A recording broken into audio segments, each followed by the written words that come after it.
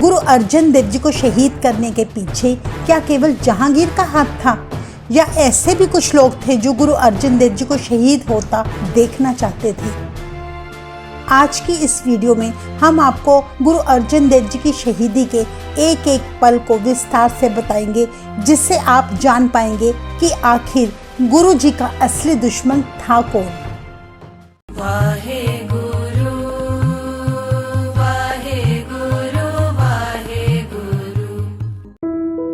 गुरु अर्जन देव जी का जन्म 15 अप्रैल 1563 ईस्वी को गोइंदवाल साहिब में चौथे गुरु रामदास जी के घर हुआ। उनकी माता बीबी भानी जी थी, जो तीसरे गुरु अमरदास जी की पुत्री थी। गुरु जी अपने माता पिता के सबसे छोटे पुत्र थे। उनके दो बड़े भाई बाबा पृथ्वीचंद और बाबा महादेव जी थे। बचपन से ही गुरु अर्जन देव जी का अपने नाना अमरदास जी के साथ विशेष लगाव था। एक बार की बात है, गुरु जी घुटनों के बल चलते हुए गुरु अमरदास जी के पलंग पर जा चढ़े। मंजी हिलने के कारण गुरु जी की नींद खुल गई। अपनी मंजी हिलती देखकर गुरु अमरदास जी ने स्वाभाविक ही कह दिया, ए केड़ा वड्डा पुरख है पारी, जिस मंजी हिलाई साडी सारी। तब उनकी पुत्री बीबी भानी जी ने कहा, ये तो आपका दोहता है। गुरु अमरदास जी कहने लगे, दोहता बानी का पोहता, जिसका अर्थ है यह मेरा दोता भविष्य में बानी का रचनहार होगा। गुरु अर्जन देव जी को उनके नाना ने पंजाबी की शिक्षा दी। कहते हैं गुरु अर्जन देव जी का गुरबानी के साथ बहुत प्यार था। उन्हें बचपन में ही गुरबानी मुंह जुबानी याद हो गई। वे बड़े ही शांत और विनम्र स्वभाव के थे। उनकी माता बीबी भानी जी ने अपने पुत्र को प्रभु की रजा में रहना सिखाया और पिता रामदास जी ने सच्ची व पवित्र सेवा सिखाई। गुरु अर्जन देव जी दोनों बड़े भाई पृथ्वीचंद और महादेव जी से स्वभाव में बिल्कुल अलग थे। महादेव अपने आप में मस्त रहते और ईश्वर की भक्ति करते रहते। उनके सांसारिक कामों में कोई रुचि ना थी। वहीं पृथ्वीचंद को पिता रामदास जी ने गुरु घर का हिसाब किताब का काम सौंप दिया था।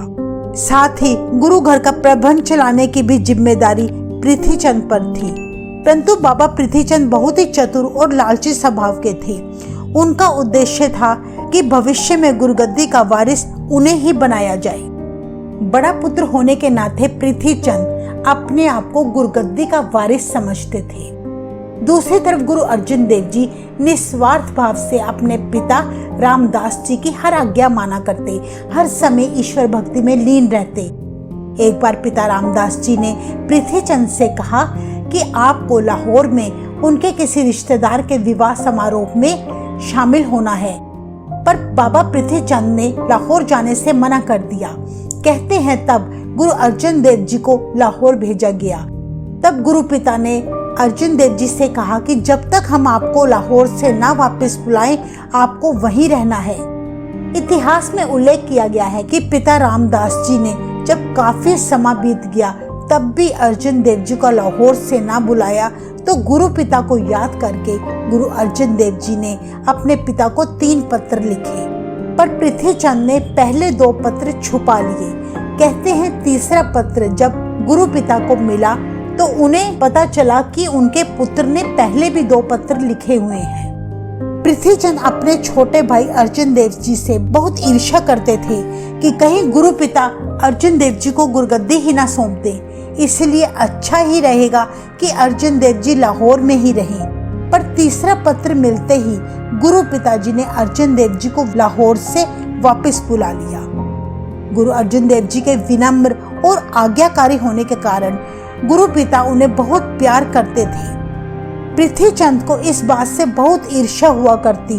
अक्सर अपने पिता से पृथ्वीचंद झगड़ा करते हुए कहते कि सिख संतों द्वारा दी गई सारी भेंटों पर केवल मेरा ही अधिकार है। सब्र की मूरत गुरु रामदास जी अक्सर पृथ्वीचंद को तब समझाते हुए कहते कि पिता के साथ झगड़ा कोई समझदारी नहीं है। गुरबानी में भी इस बात का जिक्र आता है, काहे पूत झगड़त हो संग बाप, जिनके जने बडीरे तुम हो, तिनस्यों झगड़त पाप। सन 1581 में गुरु पिता रामदास जी के सचखंड जाने से पहले उन्होंने 18 वर्षीय पुत्र गुरु अर्जुन देव जी को सिखों का 5वां गुरु बना दिया। यह देखकर पृथ्वीचंद इतना चिढ़ गया कि उसने अपने मन में विचार बना लिया कि गुरुगद्दी का असली वारिस तो वह खुद ही है, इसलिए वह अपनी गद्दी हासिल करके रहेगा। पृथ्वीचंद को इस बात की जरा भी समझ नहीं थी कि गुरुगद्दी विरासत में मिलने वाली वस्तु नहीं होती। यह जिम्मेदारी केवल सर्वगुण संपन्न शख्सियत को ही मिलती है, जो उस समय के गुरु की नजर में परवान होती है। गुरु बनने के लिए गुरु भक्ति, निस्वार्थ सेवा, हुक्म मानना, प्रभु भक्ति आदि सभी गुणों का होना अत्यंत जरूरी होता है, जो ये सारे गुण गुरु अर्जुन देव जी में विद्यमान थे। सन 1599 में गुरु अर्जुन देव जी का विवाह माता गंगा देवी जी के साथ संपन्न हुआ। पृथ्वीचंद के षड्यंत्रों को देखते हुए गुरु अर्जुन देव जी परिवार समेत गांव वडाली में जाकर रहने लगे। विवाह के 15 सालों बाद सन 1595 में उनके घर बाबा बुड्ढा जी के वर्ष से बालक हरगोबिंद साहिब जी का जन्म हुआ, जो आगे चलकर सिखों के छठे गुरु बने। पृथ्वीचंद और उसकी पत्नी कर्मों को यह संतोष था कि लंबे समय से गुरु जी के घर पुत्र ना होने के कारण पृथ्वीचंद का पुत्र मेहरबान ही गुरुगद्दी का वारिस बनेगा। पर बालक हरगोबिंद साहिब जी के जन्म की खबर मिलते ही पृथ्वीचंद की ईर्ष्या और बढ़ गई। उसने नवजात बालक को मारने की ढेरों कोशिशें की, पर सब बेकार साबित हुई। पृथ्वीचंद ने तब लाहौर में सुलई खान के साथ हाथ मिला लिया और दोनों ने मिलकर मुगल सम्राट अकबर से शिकायत की कि उनके छोटे भाई गुरु अर्जुन देव जी ने पृथ्वीचंद की गुरुगद्दी का अधिकार छीन लिया है। पर अकबर ने जांच पड़ताल करके तब फैसला सुनाया कि गुरुगद्दी का असली हकदार गुरु अर्जुन देव जी ही हैं। पृथ्वीचंद तब बहुत निराश हुआ। उसने मसंदों की सहायता से गुरु घर की सिख संगतों से आई भेंटें गुरु घर जाने से रोक दी। गुरु घर के खजाने पर पूरा कंट्रोल कर लिया, जिससे गुरु घर के खर्च, लंगर आदि चलाने में कठिनाई होने लगी।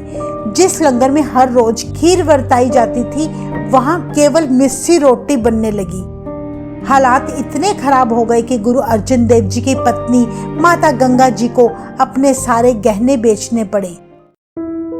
कहते हैं तब भाई गुरदास जी और बाबा बुड्ढा जी ने संगतों को पृथ्वीचंद की असलियत समझाई। तब सारी संगतें केवल गुरु अर्जुन देव जी को सीधे तौर से भेंटें चढ़ाने लगी। कहते हैं तब गुरु अर्जुन देव जी ने अपने सभी सिख संगतों को अपनी अपनी कमाई का 10वां हिस्सा गुरु घर में भेंट देने को कहा। इस तरह गुरु जी ने यह दसवंत की प्रथा शुरू की, जिससे धीरे धीरे आर्थिक स्थिति भी ठीक होती गई और लंगर तथा सिखों के विकास कार्य सुचारू रूप से चलने लगे। गुरु अर्जुन देव जी ने सन 1581 से 1606 तक गुरुगद्दी संभाली। उन्होंने सिख धर्म के विकास के लिए महान कार्य किए। उन्होंने आदि ग्रंथ की रचना की, जो मानव जाति को सबसे बड़ी देन है। इस ग्रंथ में पहले 5 गुरुओं की लिखी हुई बाणी दर्ज की गई। इसके बाद गुरु जी ने हरमंदिर साहिब का निर्माण करवाकर सिखों को सबसे पवित्र स्थान प्रदान किया, जहां सन 1604 में आदि ग्रंथ को हरमंदिर साहिब में बाबा बुड्ढा जी की हजूरी में स्थापित किया गया। गुरु जी ने तरन तारण, करतारपुर, श्री हरगोबिंदपुर नगरों का निर्माण करवाया। इस प्रकार गुरु अर्जुन देव जी की प्रसिद्धि दूर दूर तक फैलती गई। ढेरों की संख्या में लोग गुरु जी के सिख बनते गए। वहीं दूसरी तरफ पृथ्वीचंद और ऊंची जात के ब्राह्मण गुरु जी की विरोधता करते रहे। गुरु जी के उस समय के मुगल राजा अकबर से बहुत अच्छे संबंध थे, परंतु 1605 में अकबर की मृत्यु के बाद उसका बेटा जहांगीर हिंदुस्तान का नया मुगल सम्राट बना। अकबर जहांगीर को गद्दी के लायक नहीं समझता था। वह अपने पोते यानी जहांगीर के पुत्र खुसरो को गद्दी देने के हक में था, क्योंकि जहांगीर हर समय नशे में रहता और वह एक अव्वल किस्म का अय्याश था। पर चालाकी से जहांगीर ने अपने पिता की गद्दी हासिल कर ली और अपने पुत्र खुसरो को बगावत के जुर्म में जेल डाल दिया, क्योंकि खुसरो को अपने पिता की नीतियां बिल्कुल पसंद नहीं थी। इतिहास में दर्ज है कि खुसरो किसी भी तरह जेल से भागकर अपनी जान बचाता हुआ गुरु अर्जुन देव जी की शरण में जा पहुंचा। गुरु जी ने उसे संगत की तरह व्यवहार करते हुए अपने यहाँ शरण दी और लंगर छकाया। यह खबर जहांगीर को जैसे ही पता चली कि उसके विद्रोही पुत्र खुसरो का गुरु अर्जुन देव जी ने खूब आदर सत्कार किया है, उसे लंगर भी खिलाया गया है, तो वह गुरु अर्जुन देव जी से बहुत ही क्रोधित हो गया। जबकि अगर देखा जाए, गुरु अर्जुन देव जी की शरण में जो भी आता था, गुरु जी सर्बत का भला समझकर उसकी मंगल कामना के लिए अरदास किया करते। खुसरो के लिए भी उन्होंने ऐसा करके केवल सिख परंपरा को ही निभाया। गुरुजी सच की राह पर निरंतर चलते रहे, जबकि प्रीतिचंद और कई कट्टरपंथी विरोधी लगातार उनका विरोध करते रहे। प्रीतिचंद ने जहांगीर को लगातार भड़काना शुरू कर दिया कि अर्जुन देव जी को अगर आप रोक ना सके तो वो एक दिन इस्लाम के लिए खतरा बन जाएंगे। जहांगीर भी एक कट्टरवादी मुसलमान था। उसे अपने पिता अकबर की धार्मिक सहनशीलता की नीति बिल्कुल पसंद न थी। हिंदू और मुसलमानों में गुरु अर्जुन देव जी की बढ़ती प्रसिद्धि जहांगीर सहन नहीं कर पाया। कहा जाता है मियां मीर उन दिनों मुसलमानों के उच्च कोटि के फकीर थे। वे भी गुरु अर्जुन देव जी से मिलकर उनके मुरीद हो गए। जो भी गुरु जी से भेंट करता वे उनका श्रद्धालु बन जाया करता। यह देखकर जहांगीर और भी चिढ़ गया। इतिहास में दर्ज है, सिख धर्म के विकास के साथ साथ गुरु अर्जुन देव जी हिंदू और मुसलमानों सभी के दिलों पर राज करने लगे। सिख धर्म की बढ़ती शक्ति देखकर जहांगीर बहुत चिंतित हो गया कि कहीं यह धर्म इस्लाम के लिए खतरा न बन जाए। सिख मुगल सरकार को टैक्स देने की बजाय गुरु जी को दसवंध अधिक खुशी से दिया करते थे, जो जहांगीर को बिल्कुल पसंद ना था। जहांगीर ने अपनी ऑटोबायोग्राफी तुझके जहांगीरी में खुद लिखा था कि ब्यास नदी के किनारे स्थित गोविंदवाल में अर्जुन नामक व्यक्ति एक हिंदू फकीर का वेश धारण किए हुए रहता है। उसने अपने तौर तरीकों से सरल स्वभाव के हिंदुओं को ही नहीं बल्कि मूर्ख और अज्ञानी मुसलमानों को भी फंसा लिया है, तथा उसने अपने आप को एक महान आध्यात्मिक तथा सांसारिक गुरु होने का ढोंग रचा रखा है। 3-4 पीढ़ियों से उसकी शैतानी की यह दुकान चल रही है। बहुत समय से मेरे मन में यह विचार आ रहा है, या तो इस झूठ की दुकान को बंद करना होगा या फिर इस गुरु को इस्लाम धर्म में शामिल करना होगा। अब इस बात से यह क्लियर होता है कि जहांगीर सिख धर्म तथा गुरु अर्जुन देव जी की बढ़ती लोकप्रियता से बहुत जलता था। किसी भी तरह गुरु जी को फंसाने के वे बहाने ढूंढता रहता। इतिहास में चंदू शाह का भी जिक्र आता है, जो जहांगीर का दीवान था। अपनी लड़की के रिश्ते के लिए उसने पुरोहितों को अच्छा वर ढूंढने के लिए भेजा। कहते हैं इत्तेफाक से पुरोहित गुरु अर्जुन देव जी के दरबार में जा पहुंचे और उनके पुत्र हरगोबिंद साहिब जी के सुंदर रूप को देखकर चंदू की लड़की का रिश्ता वे गुरु अर्जुन देव जी की आज्ञा से तय कर आए। तब पुरोहितों ने चंदू को आकर इस रिश्ते के बारे में बताया तो अहंकारी चंदू ने अपनी अमीरी का रोब दिखाते हुए कहा, पुरोहित जी आपने यह क्या कर दिया?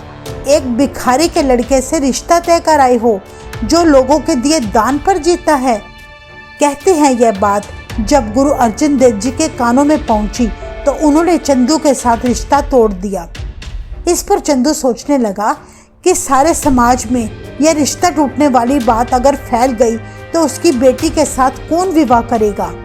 तब वो घबराकर गुरु जी के पास गया और फिर से रिश्ता जोड़ने के लिए कहने लगा, पर गुरु जी ने ऐसा करने से उसे मना कर दिया। इस पर चंदू बहुत भड़क गया और उसने गुरु अर्जुन देव जी के खिलाफ जहांगीर के खूब कान भरे। जहांगीर तो पहले से ही अपने बागी पुत्र खुसरो की सहायता करने के आरोप में गुरु अर्जन देव जी को कत्ल करवाने का मन बना चुका था। कहते हैं लाहौर का हाकिम मुर्तजा खान ने जहांगीर के हुक्म से गुरु अर्जन देव जी को अमृतसर से गिरफ्तार कर लिया और लाहौर ले गया, जहां गुरु जी को जहांगीर के दरबार में पेश किया गया।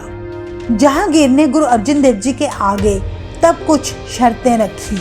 पहली शर्त थी कि आदि ग्रंथ में हजरत मोहम्मद की प्रशंसा के शब्द शामिल किए जाए। गुरु जी ने जहांगीर से कहा कि आदि ग्रंथ में लिखी सारी बाणी निरंकार से आई है, इसमें किसी व्यक्ति की मर्जी के शब्द शामिल नहीं किए जा सकते। दूसरा सवाल जहांगीर ने तब पूछा कि आपने तरन तारण और हरमंदिर साहिब आदि कई गुरु घरों का निर्माण किया है, इसके लिए आपको हर साल हमें 2 लाख टैक्स अदा करना होगा।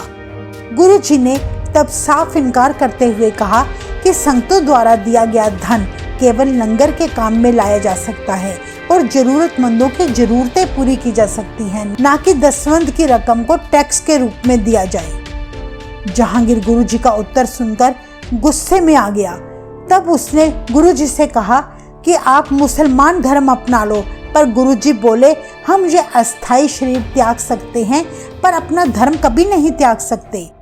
गुरु जी ने जहांगीर की कोई बात ना मानी। असल में जहांगीर का उन्हें मुसलमान बनाने के पीछे एक बहुत बड़ा मकसद था।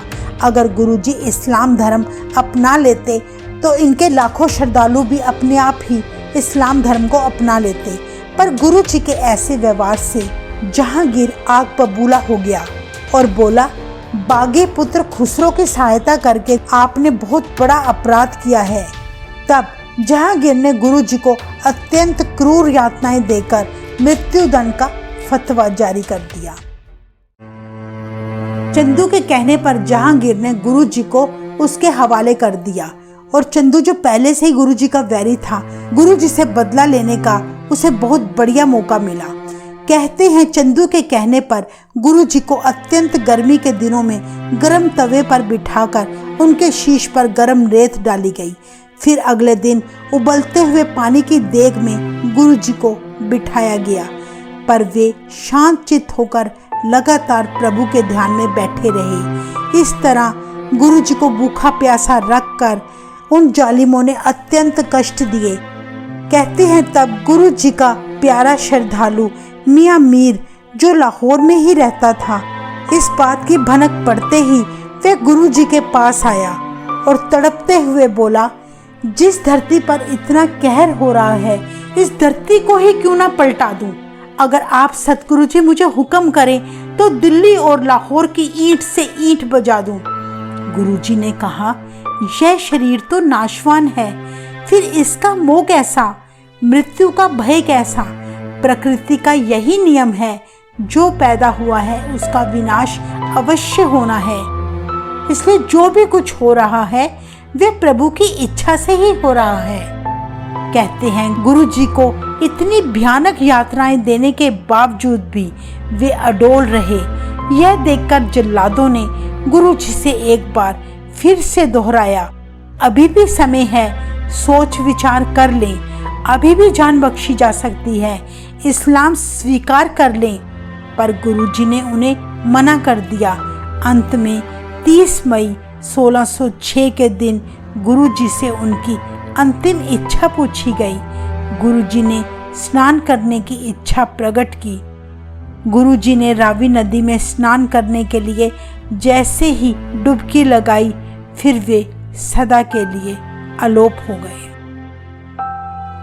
गुरु अर्जन देव जी को शहीदों का सरताज और शांति का पुंज कहा जाता है, क्योंकि मुगल सरकार के जुल्मों के विरुद्ध खड़े होकर उन्होंने साहस और निडरता का यह सबसे बड़ा उदाहरण पेश किया। अपनी शहादत देकर गुरुजी ने ऐसा बीज बो दिया जिसका बाद में फल बहुत बढ़िया मिला और सिख धर्म लगातार ऊंचाइयों की बुलंदियों पर बढ़ता रहा। वाहे गुरु जी का खालसा, वाहे गुरु जी की फतेह।